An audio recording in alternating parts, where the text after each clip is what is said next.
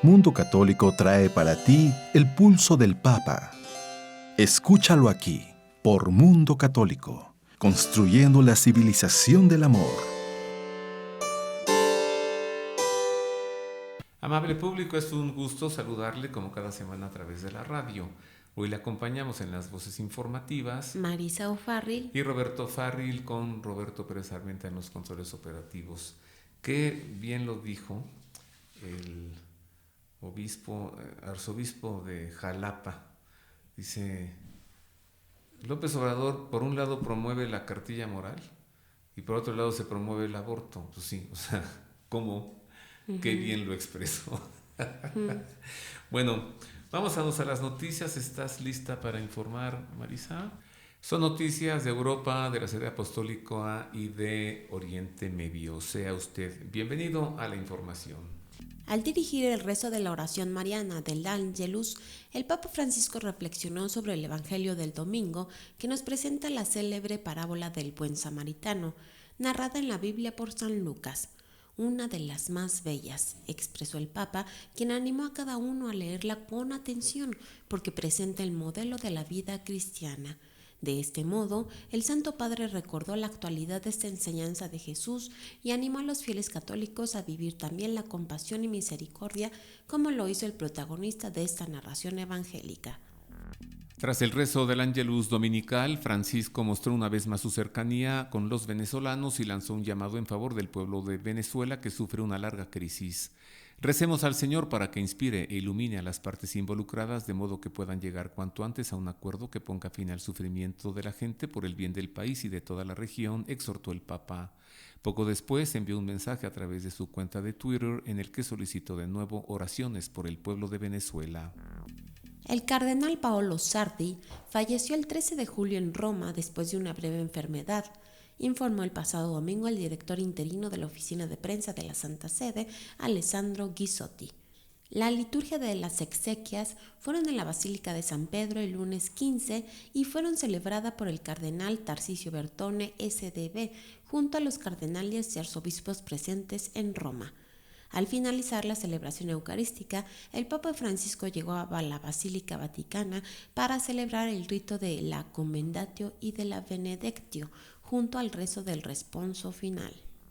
Con ocasión de la jornada dedicada al Domingo del Mar, que se celebró el pasado domingo, el Dicasterio para el Servicio del Desarrollo Humano Integral publicó un mensaje a los capellanes, voluntarios y a quienes sostienen el apostolado del mar para agradecer su labor ante este difícil trabajo que desarrollan los marinos de todo el mundo. El texto, firmado por el prefecto de este dicasterio vaticano, el cardenal Turkson, realiza un llamado a las organizaciones internacionales, a las autoridades, para que renueven su compromiso relativo a la protección y a la salvaguarda de los derechos de las personas que trabajan en el mar. El cardenal alemán Gerhard Müller presentó una serie de objeciones al Instrumentum Laboris del Sínodo de la Amazonia, publicado el pasado 17 de junio con ocasión del evento que se celebrará en Roma en octubre de 2019. En el análisis ofrecido por el cardenal Müller, quien fue prefecto de la Congregación para la Doctrina de la Fe, señala que el texto del Instrumentum Laboris posee algunas redundancias tediosas y que si se eliminaran todas las repeticiones, el texto quedaría fácilmente reducido a la mitad, incluso menos. No obstante, en opinión del cardenal Müller, el problema no es tanto la excesiva extensión del texto, sino el hecho de que no se aclara el significado de los términos clave que son utilizados de manera ambigua. En otras noticias le informo que el Papa Francisco envió un video mensaje a los alumnos del diplomado Protocolos y Procesos de Prevención para la Protección del Menor que se celebra del 1 al 26 de julio en las instalaciones de la Universidad Pontificia de México y les alentó a llevar adelante el apostolado de la prevención. El diplomado está organizado por el Centro de Investigación y Formación Interdisciplinar para la Protección del Menor. En su mensaje, el Papa saludó a los participantes del diplomado y subrayó que la protección de los menores es un problema serio. Todos conocemos las vergüenzas que nos ha traído a la Iglesia que miembros nuestros hayan intervenido y hayan actuado en estos delitos, dijo el Papa. La oficina de prensa de la Santa Sede informó que el Papa Francisco nombró a Matteo Bruni como nuevo director de la oficina de prensa de la Santa Sede, quien desempeñará el cargo a partir del 22 de julio de 2019. Cabe mencionar que no se nombró a ningún vicedirector. Bruni reemplaza a Alessandro Ghisotti, quien se ha desempeñado como director interino durante los últimos 6 meses, en los que asumió el cargo tras la renuncia del estadounidense Greg Burke y la española Paloma García Ovejero a fines de 2018. En información procedente de Siria, le doy a conocer que el jueves de la semana pasada un coche bomba detonó cerca de una iglesia en la ciudad de Kamishli, dejando al menos 12 personas heridas que salían de la iglesia. El atentado ocurrió el 11 de julio en la puerta de la iglesia ortodoxa de la Virgen María en el distrito de Al-Wasta, cuando varias personas salían del recinto alrededor de las 5:45 de la tarde. El Estado Islámico se ha adjudicado el ataque, así como otros atentados incendiarios en campos de trigo y coches bomba ocurridos recientemente. De acuerdo con la agencia de noticias AFP y otros medios locales, la puerta de metal de la iglesia sufrió ligeros daños por la explosión, pero el edificio quedó intacto. Vandalismos, robos, incendios y otros ataques cada vez más frecuentes contra iglesias en Francia han conmocionado a los fieles. El periodista y escritor estadounidense Richard Bernstein reflexionó un ensayo para Real Clear Investigations titulado Ataques anticristianos en Francia cuadruplicados silenciosamente. ¿Por qué? Bernstein ve el mérito en ambas perspectivas, ubicándolas en el contexto de aquellas preguntas que urgen responderse en Francia sobre populismo, identidad nacional, inmigración, tradición, autoridad y poder. Al mismo tiempo reconoció la profunda preocupación de las comunidades cristianas que sufren tales ataques y vandalismo, incluso cuando no son crímenes de odio propiamente dichos. En más información le damos a conocer que la Federación Internacional de Universidades Católicas está organizando un seminario de comunicación en español que se llevará a cabo en Roma del 25 al 27 de septiembre, en el que los académicos podrán abordar, entre otros temas, la comunicación en crisis en la Iglesia y reflexionarán el caso de los abusos sexuales. Además, los miembros de esta federación, que se encargan de la comunicación en universidades, entidades sociales y otras organizaciones de la Iglesia, podrán visitar las instituciones de la Santa Sede vinculadas a la comunicación. Asimismo, el programa contempla que los asistentes elaboren casos prácticos, tengan grupos de trabajo y evalúen algunos proyectos profesionales. Hace 50 años, un 13 de julio de 1969, el Papa San Pablo VI celebró el Ángelus en el Vaticano y dirigió unas sentidas palabras una semana antes de que el hombre llegara a la luna. Un pensamiento está en la mente de todos esta semana: la expedición de los astronautas norteamericanos a la luna. Y este pensamiento va más allá de los elementos descriptivos de este hecho singularísimo y maravilloso, dijo el Santo Padre sobre la misión Apolo 11 que partió de Estados Unidos el 16 de julio de 1969 y alunizó 4 días después. En información procedente de Irak, le damos a conocer que el padre Emanuel Adel Klu es el único sacerdote en Mosul quien regresó a la ciudad tras ser liberada del terrorismo del Estado Islámico en 2017. Siente que su misión es servir bajo la cruz y mantener y salvar el legado histórico del pueblo cristiano, y presenta un llamado a todos los católicos a volver a la ciudad. En una entrevista con la Fundación Pontificia Ayuda a la Iglesia Necesitada, el padre Klu explicó que nadie creyó que los cristianos regresarían a Mosul cuando se produjo la liberación de la ciudad. Sin embargo, él sí lo hizo y afirmó que actualmente solo unos 30 o 40 cristianos han vuelto a Mosul, pero hay una comunidad grande de viajeros itinerantes que esperan regresen pronto a la ciudad. Esto fue lo acontecido en esta semana en Europa, el Vaticano y Oriente Medio. Usted ha quedado informado y más adelante no se pierda el resumen informativo, pero de América y México. Mientras tanto, Marisa nos va a presentar a un santazazo, además un gran místico y un gran escritor y poeta del siglo de oro español. Me refiero a San Juan de la Cruz.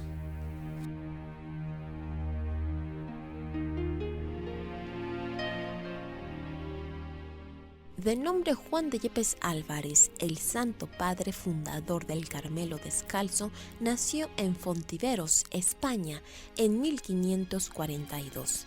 Ingresó a la Orden del Carmen a la edad de 21 años al convento de Santa Ana en Medina del Campo. Estudió teología en la Universidad de Salamanca y fue ordenado sacerdote a los 25 años de edad. Al cabo de un tiempo, Juan de la Cruz se percató de que en el Carmelo no encontraría la vida sencilla, austera y ascética que buscaba, y decidió dejar la orden para ingresar a la Cartuja como monje cartujo.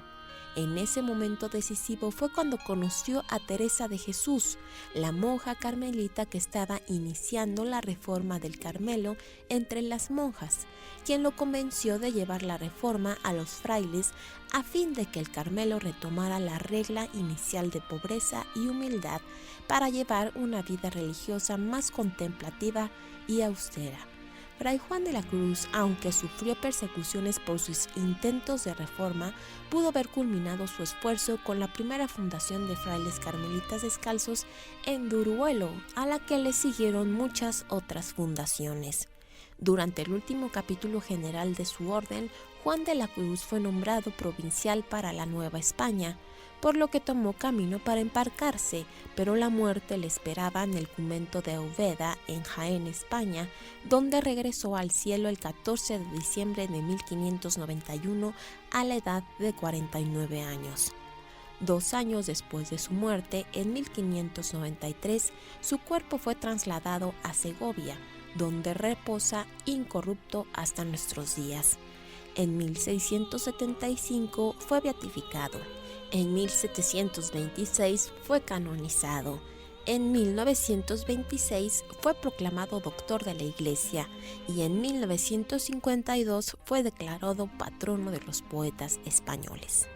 En sus escritos, considerados de la más alta mística y plasmados en prosa y en verso, el Santo Padre Juan de la Cruz narra su propia experiencia de la íntima comunicación de unión de amor con Dios. El primer carmelita descalzo nos facilita descubrir el tesoro de la cruz, a descubrir a Dios en la oración y en el silencio, a ser dóciles a las inspiraciones de lo alto, a saber perdonar las ofensas recibidas y a entrar en un profundo diálogo con Dios, con quien sabemos nos ama, como Él mismo escribe: «Entréme donde no supe y quedéme no sabiendo, toda ciencia trascendiendo». San Juan de la Cruz. Siempre que me preguntan, ¿qué me recomiendas leer de San Juan de la Cruz? Siempre respondo, las obras completas. Y es que más adelante, después de una pausa breve, tendré el gusto de recibir aquí en estos estudios a Fray Tomás Hostos, carmelita descalzo, para hablar sobre la gran figura de San Juan de la Cruz. Una pausa y volvemos con esto. Póngase en contacto con nosotros a través de nuestro correo electrónico elpulsodelpapa@vericreer.com. Queremos conocer su opinión. Ya estamos de regreso en estos servicios informativos de Ver y Creer y ya se encuentra aquí en el estudio Fray Tomás Hostos. Él es carmelita descalzo y platicaremos sobre la gran figura maravillosa del doctor místico San Juan de la Cruz. Bienvenido, hermano Tomás. Muy agradecido de tu invitación y de poder hablarte de San Juan de la Cruz. Sí, yo muy agradecido contigo de que estés aquí. Encantado. Tú logras vincular a San Juan de la Cruz con la vivencia de las 3 virtudes teologales, la fe, la esperanza y el amor. Correcto. ¿Cómo? Sí, de hecho, mencionabas que es un doctor de la Iglesia que se caracteriza por eso. Podríamos decir que es el doctor de la fe. Ajá. Dentro de la Iglesia, o doctor del amor, junto con Teresita de Lisieux. Ajá. ¿Verdad? De hecho, él es maestro de Teresa de Lisieux, es como su padre espiritual, y justamente por sus enseñanzas de la fe, otros doctores de la Iglesia o muchos fundadores de algún movimiento eclesial o alguna espiritualidad significativa dentro de la Iglesia han bebido de sus obras, de su magisterio, por la profundidad con la que habla de la fe. Y para él la fe es el camino del seguimiento de Cristo, es el camino del conocimiento de Dios. Y entonces la fe es clave para todo lo que Él nos va a enseñar. Uh-huh. Oye, Él no nació así, Dios lo fue dotando de dones y de gracias, ¿no? Sí, todo es gracia, todo es gracia. Santa Teresa de Lisieux decía todo es gracia, pero Dios es gracia. Y Juan de la Cruz lo supo. Y la cuestión está que a Dios no lo podemos ver y no nos damos cuenta cuán cercano está, cuán gracioso es, Ajá.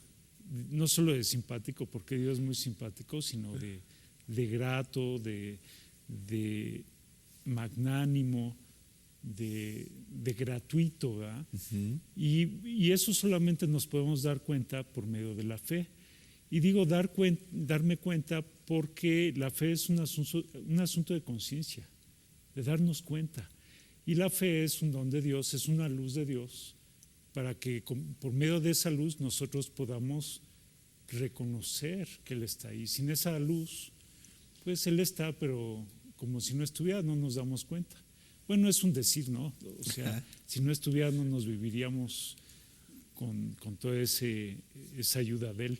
Pero claro que si nos diéramos cuenta o nos damos cuenta, es más fácil vivir. Ahora, Dios le da a San Juan de la Cruz, pero él tiene que poner algo. ¿Cómo responde él?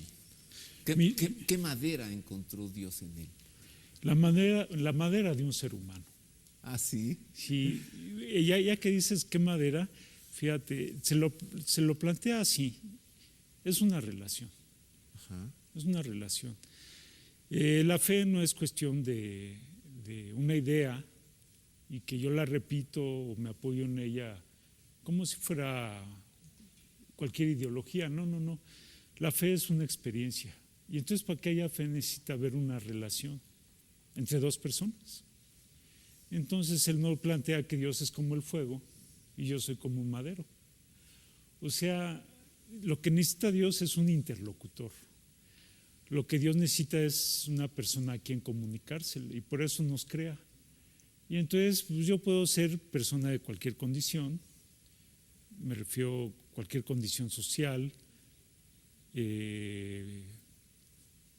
digamos de etnia, Ajá. de cualquier raza, de cualquier pueblo, de cualquier nivel académico, de cualquier estrato social. Somos personas y Dios se comunica con cada una. Y entonces lo que Él encuentra en nosotros es una persona capaz de escuchar y de recibirlo. Y eso se logra mediante la fe. Justamente es como ver con la luz con que Dios ve o cómo hablar con el lenguaje con que Dios habla, para que nos podamos comunicar. Y ese es el tema de la fe. Lo voy a decir con otra respuesta. Esta es de Teresa de Ávila, la doctora Teresa de Ávila. Ella decía que Dios nos creó y nos hizo capaces de conversar, no menos que con Dios. Entonces todo está entramado, todo está planteado desde las relaciones interpersonales. La fe podemos decir que es una relación interpersonal con Dios. A ver, yo me quedo con eso, medítelo. Lo que acaba de decir el hermano Tomás, la fe es una relación de diálogo interpersonal con Dios. Qué maravillosa definición. Oye, y la otra Teresa también es doctora de la iglesia. Los tres, ¿verdad? Es una maravilla. Las dos Teresas carmelitas. También ellos, entre los tres, están echándose su cafecito, interrelacionándose, y si lo hacen con esta mirada de Dios, pues son diálogos en fe. Y me gustaría regalarte también una frase de la Biblia. Venga. Que la cita Juan de la Cruz, ya me preguntarás al rato de sus obras o de lo que tú quieras, pero el Cántico Espiritual así lo abre, con un pensamiento tomado de la primera carta de Pedro. Está en el primer capítulo, en el número 8, dice: por medio de la fe amamos a Dios sin haberlo visto. O sea, no hay nada que nos impida poder amar a Dios. Cuando yo amo a Dios, lo conozco como dos personas se conocen ya desde el trato, en el saludo, en el abrazo, en la mirada. Y cuando empezamos a amarnos, ya empezamos a conocernos, y eso es la fe. Y a Dios hay que irlo conociendo cada vez más, porque Él ya nos conoce. Si te das cuenta, no es un conocimiento por medio de libros, o No. como a veces nos hacen pensar que la religión, que es un producto cultural, pues sí, tiene algo cultural, porque nosotros somos cultura. La cultura del lenguaje, todos hablamos un lenguaje, pero no se fundamenta en eso, se fundamenta en el diálogo, en la experiencia. Eso. Ya después se va sistematizando y podemos formularlo con símbolos de fe, pero la fe es la experiencia original con la que descubro y conozco a la otra persona. Y lo que conozco de ella son significados existenciales, relacionales, amorosos, y entonces dice uno, ya te conocí.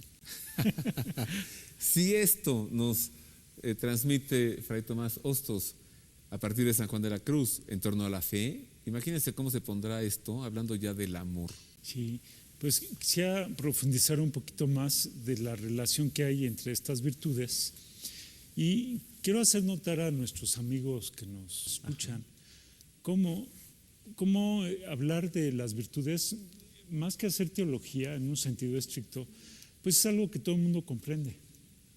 El contexto son nuestras mismas experiencias entre amigos, nuestras experiencias de amor, ¿verdad? O de relaciones. Y yo creo que Juan, cuando hace todo esto, pues sí tiene toda una reflexión, pero es una reflexión que nace de la vida. Al comienzo hablabas de que era un santo elevado, o también podías decir profundo. Y yo creo que cuando decimos elevado o profundo, le decimos así porque nos está elevando en el sentido de nos está educando en las relaciones. Y está profundizando en la intimidad de las relaciones. Eso es lo que nos parece muy elevado. O sea, no es algo que se eleva y se vuelve inaccesible, sino algo que se profundiza y se vuelve entrañable. ¿Como el amor?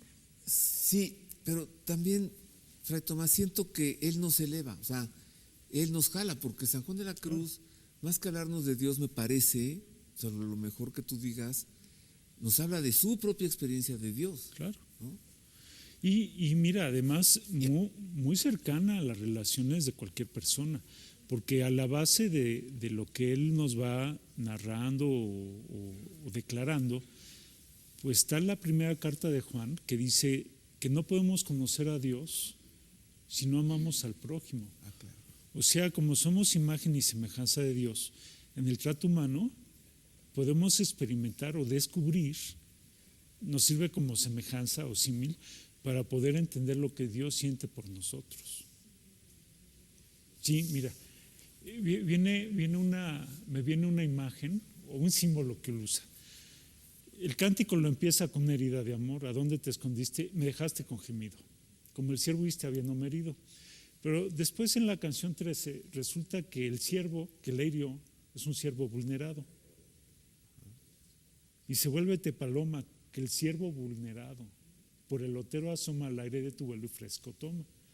Ella quería fresco y él quiere tomar fresco en el amor de ella. Entonces él dice el siervo vulnerado. Y dice uno, entonces él también está herido. Ajá. Son dos enamorados. Sí, y entonces, pero mira la maravilla.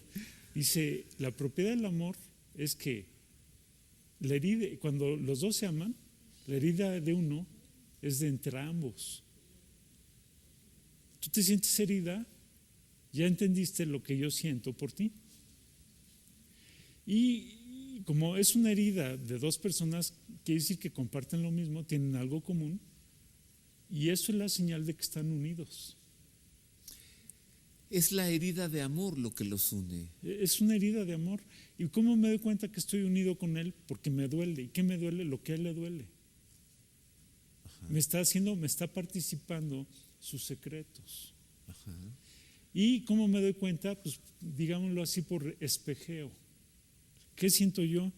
Si yo tuviera un hijo, ¿qué siento por mi hijo? Ya entiendo lo que Dios siente por cualquier ser humano, creyente o no creyente. Si pierdo un hijo, ya sé lo que Dios siente cuando se le pierde uno de nosotros. O si alguien me traicionó, ya siento lo que es una traición. Y en el caso de dos amantes, ¿verdad que decimos recuérdame, no me olvides? Ajá. Pues cuando es como decirme, ¿te das cuenta de lo que Dios siente por ti cuando tú lo olvidas? Sí. Entonces la fe no solo es, yo decía hace rato, no es si existe o no existe, ¿qué me importa? Lo importante es que si existe me pueda relacionar contigo. Te conozco amorosamente y por amor te me vuelves inolvidable. Esa es la esperanza. Es como una presencia inolvidable de la persona que amo. La amo, es imposible que se me olvide. Entonces por medio de la esperanza la el rostro de esa persona se me dibuja en el corazón. Y la esperanza de estar juntos por siempre. Estar juntos. Y que no y es nuevamente esto nos habla de Dios. Claro, y no es una presencia geográfica. Es una presencia constante. Es una presencia interior. Pero para no espiritualizarlo, una pareja, podemos estar juntos, aquí y ahora, pero si tú no me quieres, te siento tan distante. Pero si tú estás del otro lado del mundo y me mandas un WhatsApp y me dices que me recuerdas, que me extrañas, nos sentimos unidos, aunque medie toda la tierra de por medio. Creo que tenemos la tendencia a separar el amor de Dios de las personas. Y nos dicen, sí, no, ¿verdad? Una cosa es el amor a Dios, otra cosa es el amor a mi mamá, otra cosa es el amor no, porque el amante soy yo. Y todos esos amores viven dentro de mí. Y si no están juntos, y si no están integrados, pues me voy a dividir. Ajá. Y voy a tener problemas psicológicos. Y voy a tener que ir a una psicoterapia. Sí, claro. No. Y mira, por ejemplo, ¿habrá conocido el amor de alguien? Incluso de otra mujer, pues conyugal, ¿no? Pues era como yo, tenía su escapulario y su hábito, voto de castidad. tenía voto. Pero eso no priva de que él pudo amar profundamente a otras personas. Por ejemplo, podemos notar cómo el cántico espiritual se lo dedica a una monja de clausura. Ajá. Y es un canto de amor. O la declaración a la llama de amor viva se lo dedica a una viuda, a Ana de Peñalosa, que uno tiene una carta a ella, la carta 19, y dice, wow, qué amor tan profundo le debe haber profesado a esa mujer. Ajá. No quiere decir que haya sido un amor conyugal, pero sí es un amor profundísimo. Y él, y lo que voy a decir, yo creo que son de los textos olvidados de él, porque cuando leemos su obra siempre la reducimos a algunos clichés o tenemos claves de lectura para interpretar pasajes de él, pero yo creo que tiene un texto central, tiene dos: cómo relacionarnos con las cosas y cómo relacionarnos con las personas.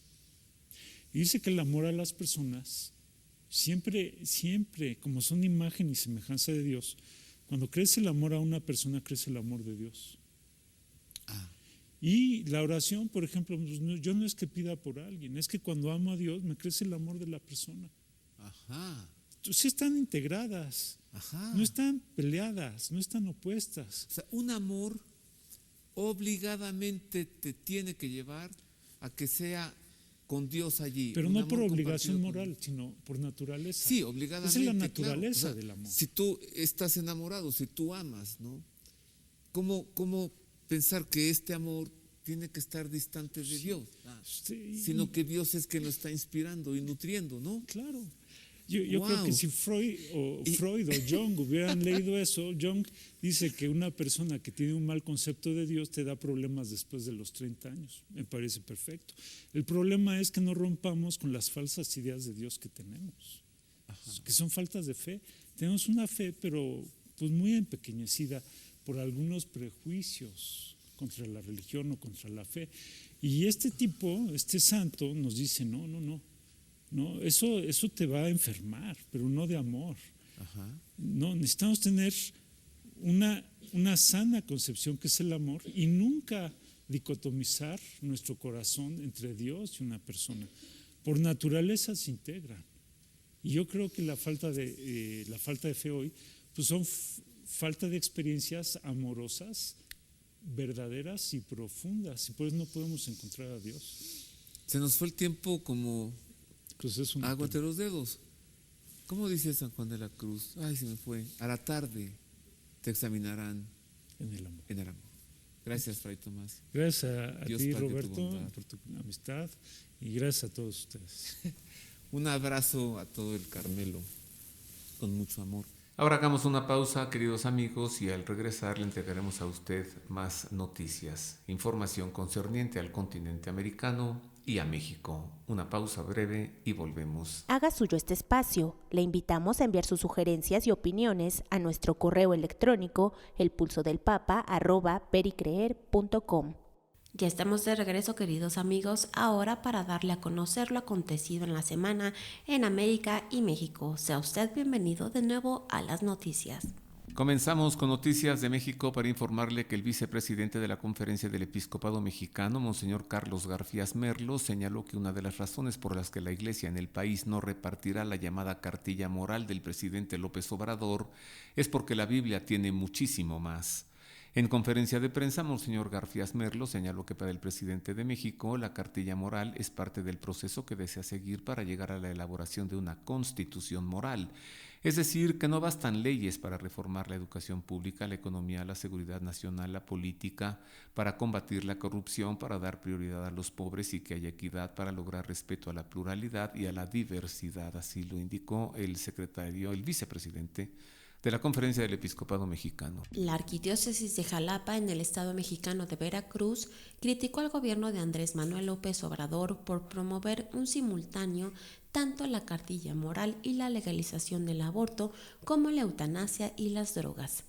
En su comunicado dominical, el padre José Manuel Suazo Reyes, director de la Oficina de Comunicación Social de la Arquidiócesis de Jalapa, señaló que es contradictorio que quienes estén promoviendo la cartilla moral son los mismos que a través de iniciativas legislativas quieran legalizar el aborto, la eutanasia, la marihuana, así como destruir las instituciones morales y atentar contra las libertades fundamentales. En más noticias de México, le informó que el Movimiento Celeste denunció que la inclusión del concepto de muerte digna en la reforma constitucional que se debate en México no es sino buscar la aprobación de la eutanasia o el suicidio asistido. En un comunicado difundido hace unos días, la plataforma Provida lamentó que en un madruguete legislativo los senadores avalaran el pasado lunes 1 de julio una reforma constitucional al artículo 4 de la Constitución. El texto de la reforma señala que toda persona tiene derecho a la protección de su salud en condiciones de dignidad. A través de las redes sociales se denunció una guía del gobierno de Ecuador que propone a las escuelas impartir a los niños en edad preescolar temas de diversidades sexuales y diversos conceptos con nociones de ideología de género. Actualmente varios gobiernos intentan imponerla a través de la educación de niños y jóvenes.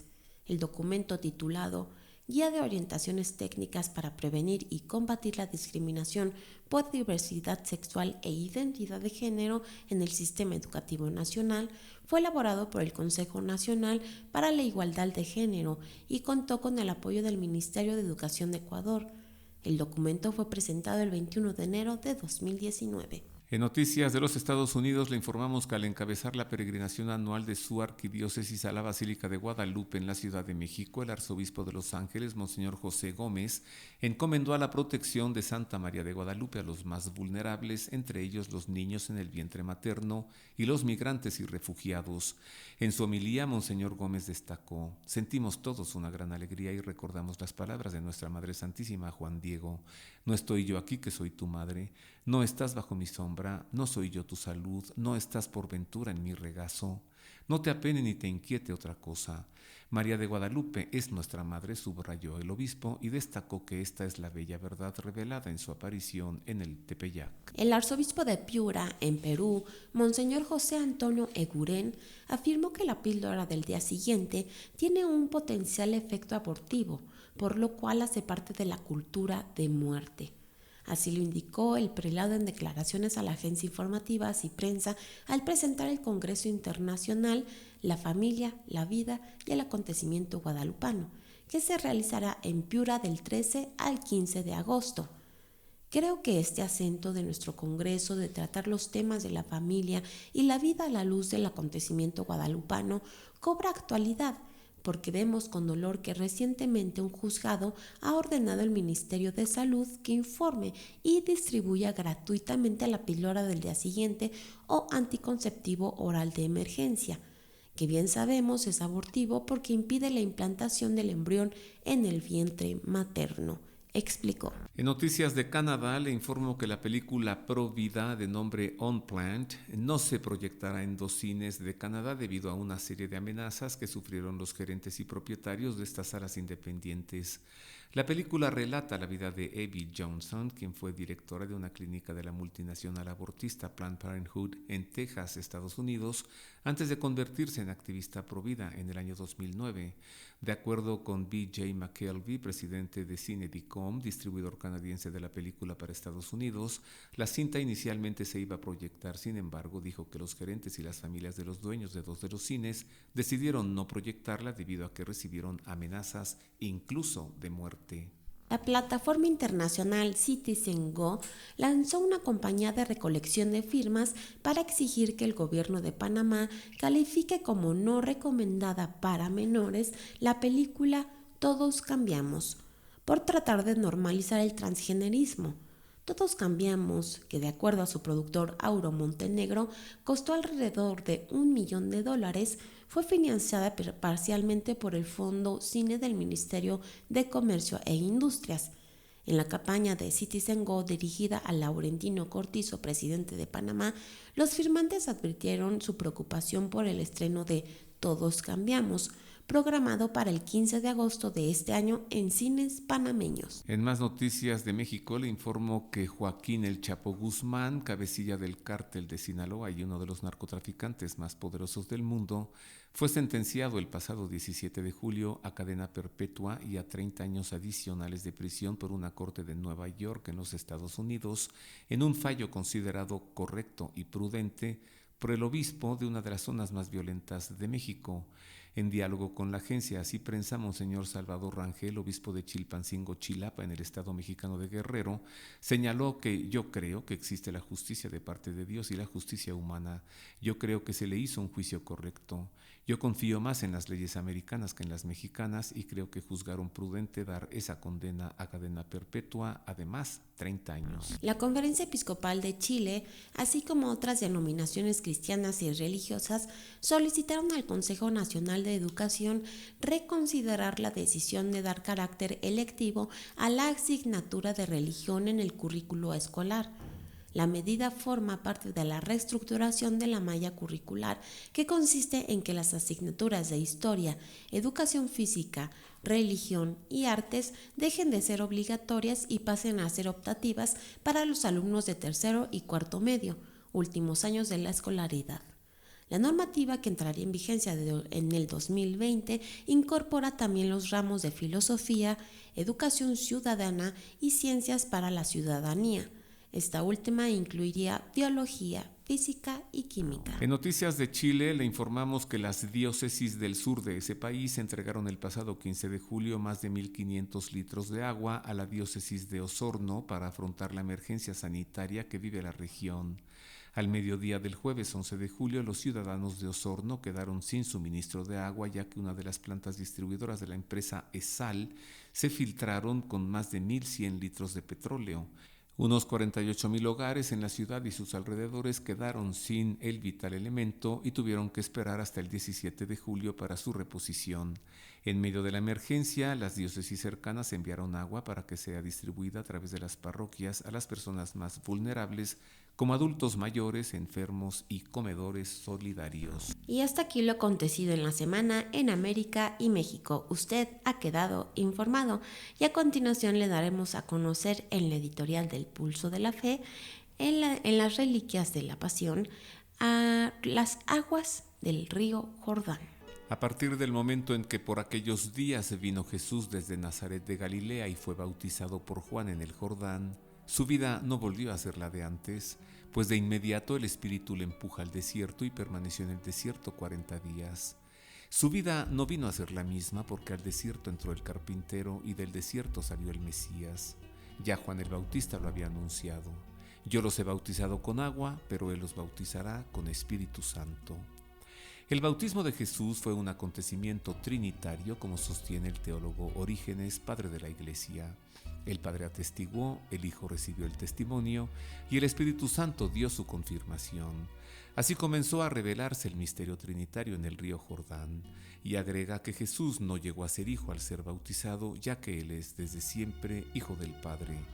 En efecto, al momento de su bautismo, Jesús, en cuanto salió del agua, vio que los cielos se rasgaban y que el Espíritu en forma de paloma bajaba a él, y se oyó una voz que venía de los cielos: Tú eres mi Hijo amado, en ti me complazco. Se trata de una manifestación de Dios en la que San Hipólito, en su homilía sobre la Santa Teofanía, reflexiona: al instante los cielos se abrieron, se hizo la reconciliación de lo visible con lo invisible, los poderes del cielo se llenaron de alegría y fueron curadas las enfermedades de la tierra, las cosas que permanecían escondidas salieron a la luz. En su libro El pobre de Nazaret, el padre Ignacio Larrañaga sostiene que en el bautismo de Jesús estamos ante una de las escenas más conmovedoras, pues el Hijo de Dios, luz de luz y nardo perfumado, espera pacientemente en la fila de las fieras y los halcones, fornicarios y adúlteros, hombres vestidos de tempestad y ceñidos de puñal. Él, el Cordero blanco e inerme, esperando su turno como uno más entre los pecadores para entrar en las aguas purificadoras. Aquel día nació la humildad, le nacieron a las potentes y escaló la altura más encumbrada. Las aguas del río Jordán han sido veneradas desde siglos por peregrinos que en ellas se sumergen renovando sus promesas bautismales y que suelen llevarlas a casa para conservarlas en el hogar o para bautizar a los recién nacidos de la familia, aguas a las que la cristiandad ha considerado como reliquia, pues fueron santificadas por el Señor al tocar su cuerpo, como afirma San Gregorio Nacianceno, padre de la Iglesia. Fue bautizado como hombre, pero quitó los pecados en cuanto Dios, y fue bautizado no para lavarse él mismo, sino para santificar las aguas. El río Jordán, cuyo nombre significa el que baja, pues desciende desde una altura en su nacimiento de 500 metros sobre el nivel del mar hasta una de 392 metros por debajo del nivel del mar en su desembocadura en el Mar Muerto, es el río más largo y caudaloso, por sus 360 kilómetros de longitud, su anchura media de 35 metros y su profundidad entre 1,5 a 3,5 metros de Tierra Santa. Nace en las montañas del Antilíbano y atraviesa el sureste del Líbano hacia el sur hasta la costa norte del Mar de Galilea. Se extiende por el valle del Rift, la fractura tectónica que separa la placa africana de la placa arábiga, y sirve como frontera entre Jordania e Israel y entre Jordania y Palestina. El lugar preciso del bautismo del Señor lo indica San Juan en su Evangelio. Esto ocurrió en Betania, al otro lado del Jordán, donde estaba Juan bautizando.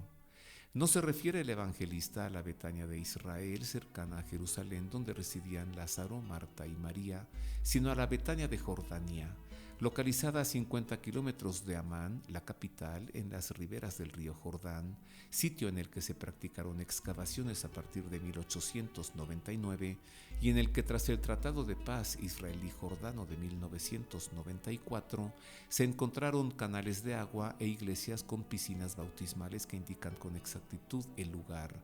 Y aunque Israel pretende que la verdadera orilla es la suya, de nombre Qasr al-Yehud, la UNESCO declaró Patrimonio de la Humanidad en 2015 a la orilla de Jordania, de nombre Wadi Qarrar, a la que han acudido Juan Pablo II en el año 2000, Benedicto XVI en 2009 y Francisco en 2014, acompañados por sus majestades Abdullah II y su esposa Rania, reyes del reino hachemita de Jordania. Muchas gracias, Roberto, por darnos a conocer las aguas del río Jordán. Yo ahí tengo, Tengo en el congelador. Ah, sí. Ahí sí. tengo una botellita con aguas del río Jordán, por si a alguien se le ofrece bautizar a su hijito, Ajá. que sea con aguas del río Jordán. Desde hace años Ahí nos ahí bautizamos. Están. ¿Cuántas veces te has rebautizado? Bueno, se renuevan las promesas bautismales, bueno. sí, porque bautismo una sola vez, pero quien vaya pues puede renovar sus promesas bautismales y zambullirse allí en esas aguas. Las mismas aguas en las que el Señor fue bautizado. Y con esto llegamos al final de los servicios informativos por ahora. Quedamos con usted muy agradecidos. Marisa O'Farrill. Y Roberto Farril por el favor de su atención con el ingeniero Roberto Pérez Armenta en los controles operativos. Le deseamos una feliz semana. Marisa, pásatela bien. Gracias igualmente, y también nuestro querido público, muchas gracias por habernos escuchado en otra emisión más del Pulso del Papa, y lo esperamos la próxima semana. Y les dejamos con la bendición apostólica. Dios le guarde. Gracias. Dominus vobiscum. Et cum spiritu tuo. Sit nomen Domini benedictum. et hoc nunc et usque in saeculum. Aiutorium nostrum in nomine Domini, Qui fecit caelum et terram. benedicat vos omnipotens Deus, Pater et Filius et Spiritus Sanctus. Amén. Mundo Católico trae para ti el pulso del Papa. Escúchalo aquí, por Mundo Católico, construyendo la civilización del amor.